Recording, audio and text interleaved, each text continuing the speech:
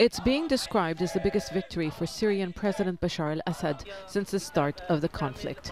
Eastern Ghouta has returned to state control after almost 6 years.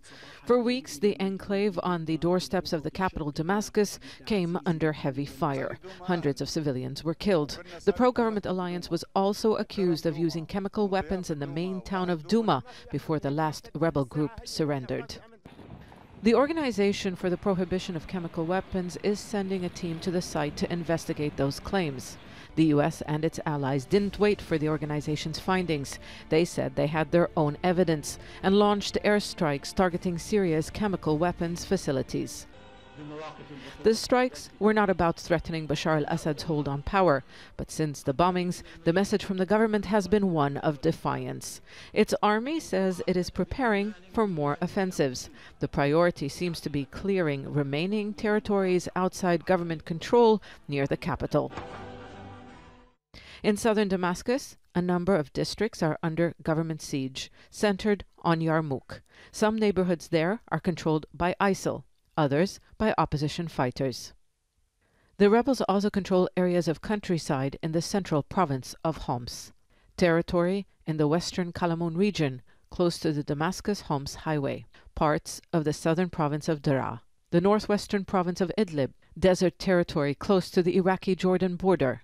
Elsewhere, under the control of U.S.-backed Syrian Democratic Force rebels, is the Kurdish area, while the region west of the Euphrates River is under the control of Turkey-backed rebels.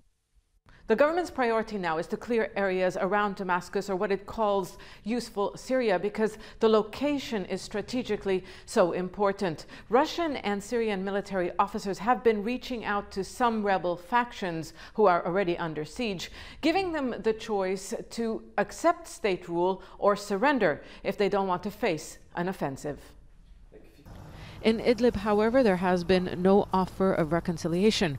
There are warnings of a humanitarian disaster if there is an offensive there. It's the most densely populated rebel-held area. Some 2 million Syrians live there, almost half displaced from towns recaptured by the government. Iran, a backer of the Syrian government, says Idlib could be the next target.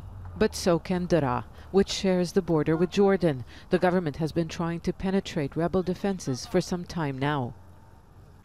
The U.S.-led strikes have not changed anything, and threats of further action by Western powers are confined to the use of chemical weapons. The Syrian government still has the upper hand, and it's pushing ahead with its military solution to the conflict. Zeina, Khodr, Al Jazeera, Beirut.